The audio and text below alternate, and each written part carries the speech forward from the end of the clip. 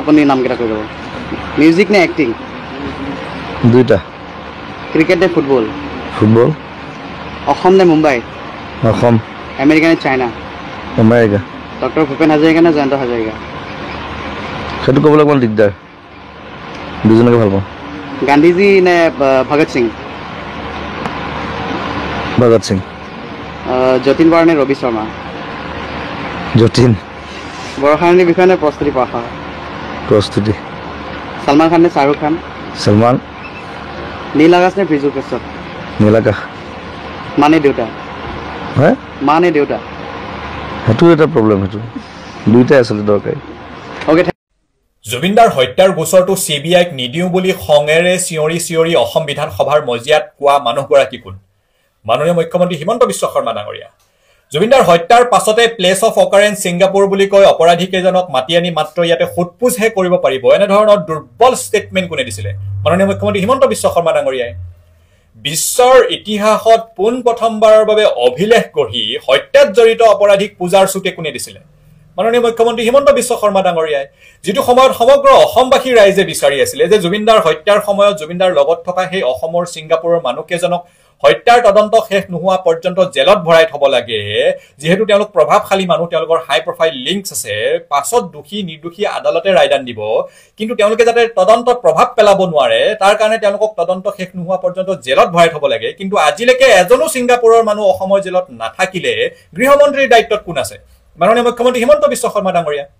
যেটো সময়ত অসমৰ সাংসদ গৌৰৱ গগৈ ডাঙৰীয়াই ভাৰতবৰ্ষৰ সংসদত জুবিনদাক ভাৰত ৰত্ন দিব লাগে বুলি কথাষাৰ কৈছিলে সেই সময়ত এটা পাতল ষ্টেটমেণ্ট সোমুৱাই দি যে 1.5 মিনিটত এনে ধৰণৰ কথা বতৰা নহয় বিধানসভাত প্ৰস্তাৱ ল'ব লাগে এনে ধৰণৰ কথা কোনে কৈছে মাননীয় মুখ্যমন্ত্ৰী হিমন্ত বিশ্ব শৰ্মা ডাঙৰীয়াই বিধানসভাৰ অসমৰ অধিৱেশনটো শেষে হৈ গ'ল তাত প্ৰস্তাৱ কিয় নললে চৰকাৰ কাৰ্ড আছিলে মাননীয় মুখ্যমন্ত্ৰী হিমন্ত বিশ্ব শৰ্মা ডাঙৰীয়াৰ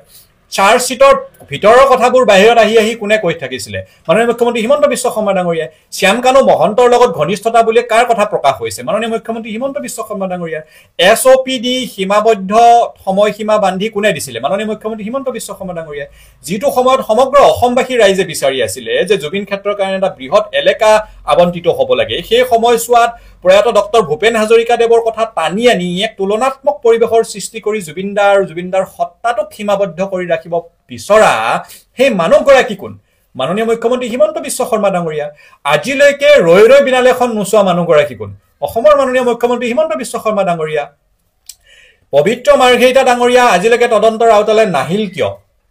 কোনে আনিব পাৰিলেহেঁতেন মাননীয় মুখ্যমন্ত্ৰী হিমন্ত বিশ্ব শৰ্মা ডাঙৰীয়া যেহেতু পবিত্ৰ মাৰ্ঘেৰিটা ভাৰত চৰকাৰৰ কেন্দ্ৰীয় মন্ত্ৰী বহি পৰিক্ৰমা বিভাগৰ ৰাজ্যিক মন্ত্ৰীৰ দায়িত্বত আছে আৰু সেই বহি পৰিক্ৰমা বিভাগৰ পৃষ্ঠপোষকতাতে সেই ছিংগাপুৰৰ ইভেন্টটো হোৱা বুলি খবৰ আহিছে বাতৰিত প্ৰকাশিত হৈছে তেওঁলোকে RTI ৰিপ্লাইও দিব নিবিচাৰে আৰু পবিত্ৰ মাৰ্ঘেৰিটা ডাঙৰীয়াই নিজে কোৱা ষ্টেটমেন্ট আছে যে দীৰ্ঘদিন ধৰি তেখেত জুবিনদাৰ মেনেজাৰ আছিলে গতিকে সেই পবিত্ৰ মাৰ্ঘেৰিটাৰ আজিলৈকে পবিত্ৰ মাৰ্ঘেৰিটা ডাঙৰীয়া তদন্তৰ আওতালে নাহিলে ইয়াৰ আৰু মানুহগৰাকী কোন মাননীয় মুখ্যমন্ত্ৰী হিমন্ত বিশ্ব শৰ্মা ডাঙৰীয়া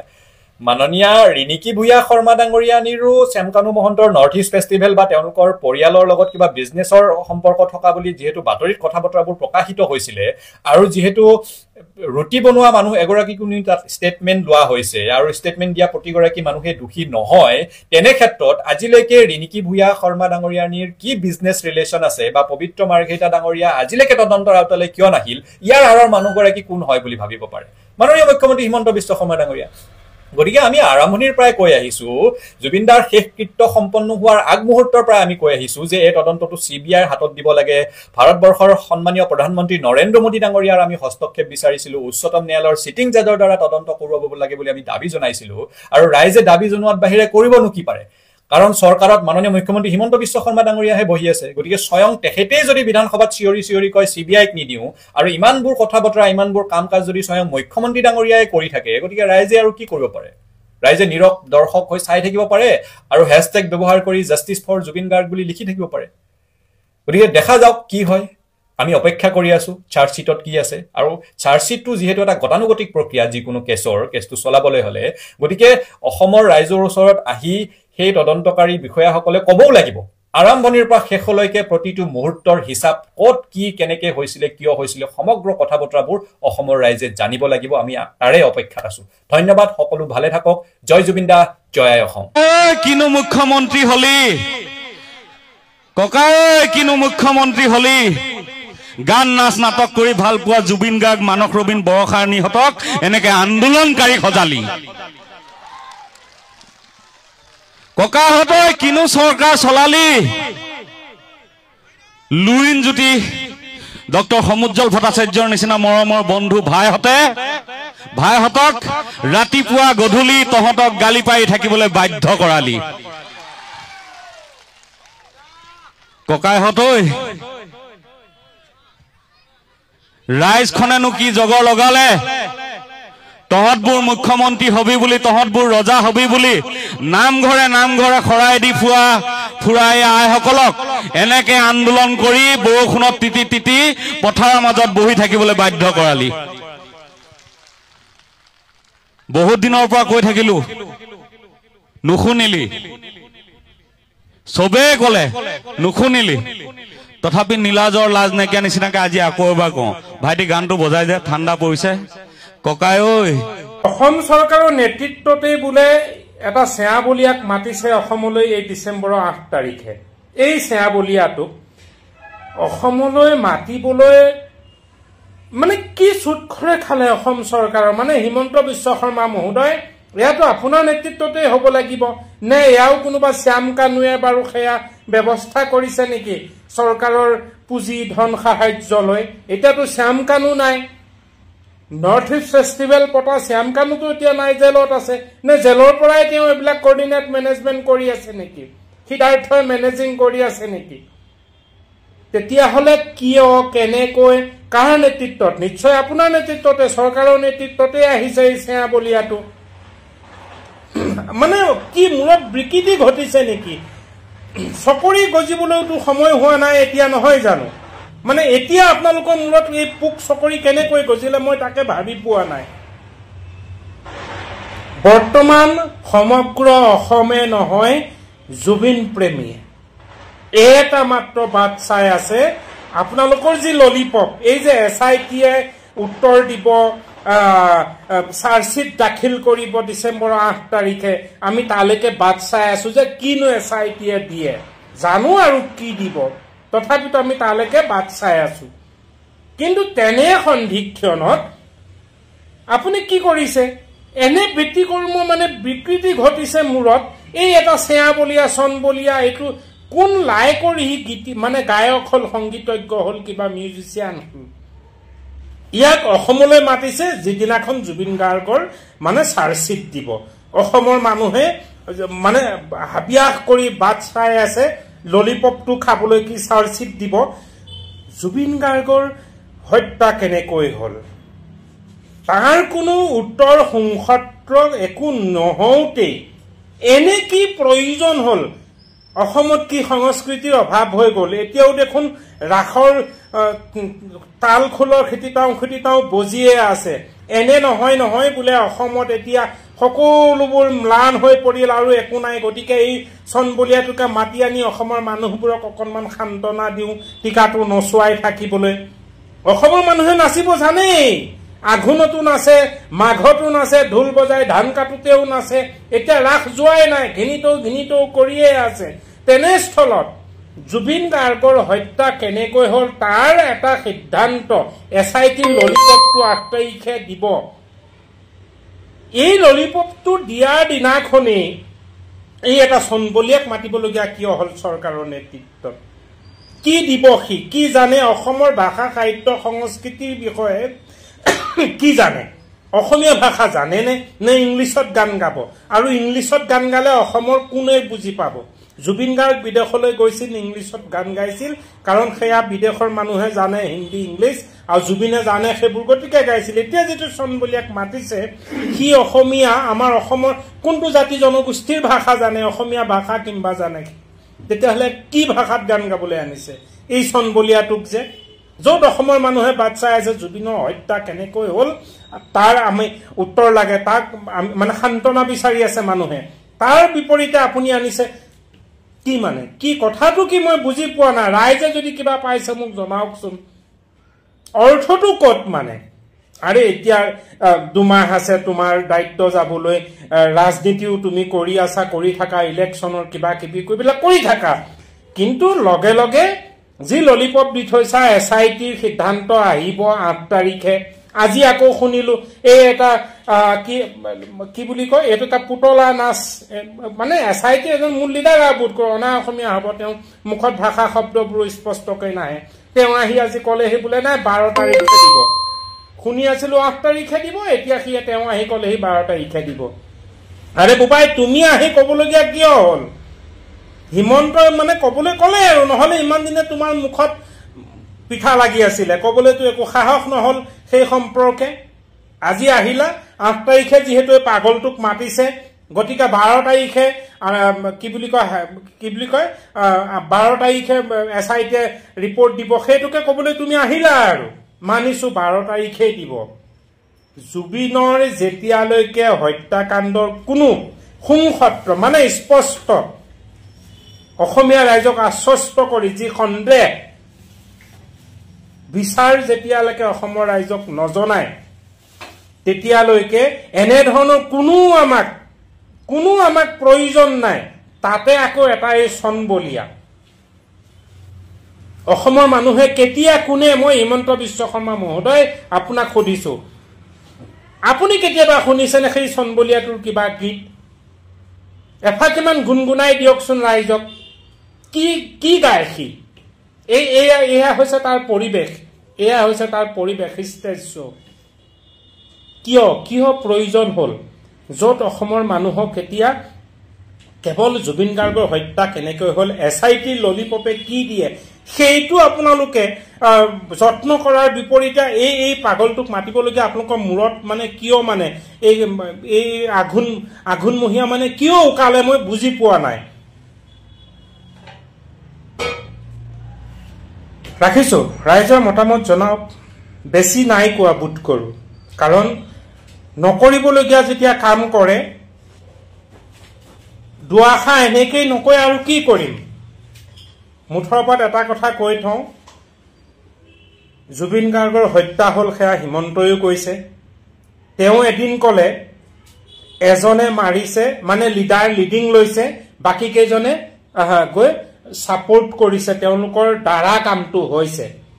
আকৌ এটা ভিডিঅ' মই পালো আপোনালোকে পাইছেনে নাই হেতু সম্পূৰ্ণ অৱশ্যে ভিডিঅ' নাপালো খালি এটো কথাই শুনিলো সিদ্ধাৰ্থ আৰু শ্যাম কানুৰ হেনু বোলে হাত নাই আৰে মই ভাবি পোৱা নাই তেতিয়া হলে জুবিনৰ হত্যা হল কেনেকৈ ৰাইজে যে কৈ আছে হিমন্ত বিশ্ব শৰ্মাই মাৰাইছে বুলি পলিটিক্যাল তেওঁক জেং বুলি ভাবি নেখেতু সত্য মানে কথাটো কি মুঠৰ ওপৰত ৰাইজ আমি সাধাৰণ মানুহৰ দিমাগত কি খেলাইছে জানে এটা কথা কৈ থওঁ শুনক হিমন্ত বিশ্ব শৰ্মাই সিদিনাখন কলে যে CBI নিদিও SIT হ'ব মনত ৰাখিব এটা কথা কৈ থওঁ আমি এই SIT আপোনাৰ মতে আপুনি কৰিছে কিন্তু যদি অসমীয়া ৰাইজ আশ্বস্ত নহয় জুবিনৰ হত্যা কেনেকৈ হৈছিল তাৰ বিচাৰ প্ৰক্ৰিয়া তেতিয়াহলে CBI লাগিব আপুনি দিব লাগিব কিন্তু এটো কথাও কৈ থওঁ অসমীয়া ৰাইজ CBI নালাগে আৰু কিবা যদি BBI কিবা আছে সেয়া দিও লাভ নাই কিয় জানে খৌখিদিনা জুনমনি ৰাভাৰ ক্ষেত্ৰত CBI দিয়া নাছিল জানো এই যে বাইদেউ এজনী আহিছিল কুকুৰ লৈ আহিছিল ঘোৰা পকা কৰিছিল অলপ দিন কি পালে কিবা পালে নে নাই মানে এটা কথা জুনমনি ৰাভাৰ হত্যাকাণ্ড মৃত্যুটো চৰকাৰৰ পৃষ্ঠপোষকতাত হোৱা বুলিয়ে আমি সন্দেহ কৰিছো আৰু জুবিন গাৰ্গৰ মৃত্যু জুবিন গাৰ্গৰ জীৱনকালত চৰকাৰৰ বিৰুদ্ধে কৈ যোৱা তথা হিমন্ত বিশ্ব শৰ্মায়ও জুবিন গাৰ্গক অসমৰ এজন সম্পদ বুলি কোৱাৰ লগতে সেয়া যে তেওঁ কেৱল তুখামুদ বক্তব্য আছিল জুবিনক নিজৰ হাতত ৰাখিবলৈ হেতুটো বেছ বুজি পাইছো জুবিন গাৰ্গক যে মঞ্চত যে তেওঁ এই যে ৰাজনীতি কৰাৰ দৰে যে তেওঁ যে সমালোচনা কৰিছিল কিমান টকা দিয়ে কিবা দিয়ে এনে ধৰণে মানে ইয়াৰ দ্বাৰা এইটোই আমাৰ সন্দেহ জুবিন গাৰ্গৰ হত্যাকাণ্ড এটা ডাঙৰ ষড়যন্ত্ৰ গতিকে ইয়াত এই যে এটা ললিপপ SIT যদি CBI দিও আমি একো উত্তৰ নাপাওঁ এই যে প্ৰতিমূৰ্তি সজা হৈছে ধূপদীপ আগবঢ়াইছে তেওঁক লৈ আমি কান্দিছোঁ চিঞৰিছোঁ এইবোৰ হৈ থাকিব কৰি থাকিম আমি আৱেগিক অসমীয়াই কিন্তু ন্যায় আমি কোনোৱে নাপাওঁ গৰিমা বৌ তোমাকো এষাৰ কথা কৈ লাভ নাই ভাবি লোৱা তোমাৰ শিৰৰ প্ৰকৃততে যদি তুমি এতিয়া সেন্দুৰখন লৈয়ে আছা সেইটো এটা বেলেগ এটা আন্তৰিক বাৰু কিন্তু জুবিন যে নাইকিয়া হৈ গ'ল ধৰি লোৱা তোমাৰ কপালত জুবিন সীমানলৈকে আছিল জুবিনৰ যে এয়া হত্যা হৈ গ'ল ইয়াৰ উত্তৰ আমি কোনেও নাপাওঁ কেৱল সান্তনা ল'বলৈ আপুনিও শিকক অসমীয়া ৰাইজে জুবিন গাৰ্গক যেনেকৈ ভাল পাইছে সেই ভাল পোৱাতে আপুনিও নিজকে খাপ খুৱাই বিষয়টো পাহৰি যাবলৈ শিকক তাত বাদে একো কৰিব নোৱাৰো আমি কোনো একো কৰিব নোৱাৰো জুবিনৰ হত্যা কেনেকৈ হৈ গ'ল উত্তৰটো কি জানে এটা চিচিং পাক বাদে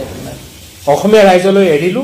আজি কামৰ পৰা সোনকালে আহিলো এই চনবলীয়াটোৰ ভিডিঅ'টো দেখা পাই যে এইটোকে অসমলৈ মাতিছে য'ত জুবিনৰ হত্যাৰ বিচাৰ প্ৰক্ৰিয়া সম্পূৰ্ণ হোৱাই নাই সিদ্ধান্ত হোৱাই নাই SIT উত্তৰ দিয়াই নাই য'ত অসমীয়া মানুহে চাই আছে মুখ মেলি কি দিব ললিপপ তেনে প্ৰাক মুহূৰ্তত আনিছে এটা চেয়া বলিয়াত অসমত তেওঁ সংগীত কৰিব তেওঁৰ এই ভিডিঅ'টো লগাই দিছো চাওক আৰু মোৰ বক্তব্যখিনিৰ ওপৰত আপোনালোকে দ্বিধাহীনভাৱে মনৰ কথাবোৰ লেখক আপুনি লাগিলে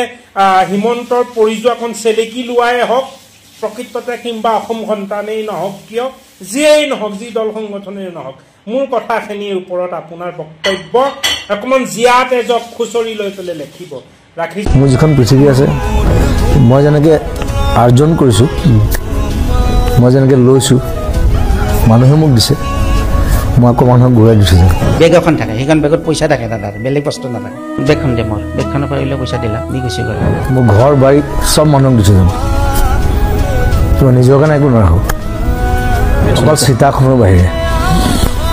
চিতাখন খালি মানুহে জনাব লাগিব পইচা যে মতে কোন আহিছে জানানে জুবিন দা আহিছে মানুহ কিছুমান লগ ধৰিব আহে গৰীব মানুহ তেখেতৰ লগ পালে আৰু খালী হাতে যাব নালাগে মোৰ ঘৰৰ পৰা ওলোৱাৰ পৰা ষ্টুডিঅ' পোৱালৈকে মই 15টামান মানুহৰ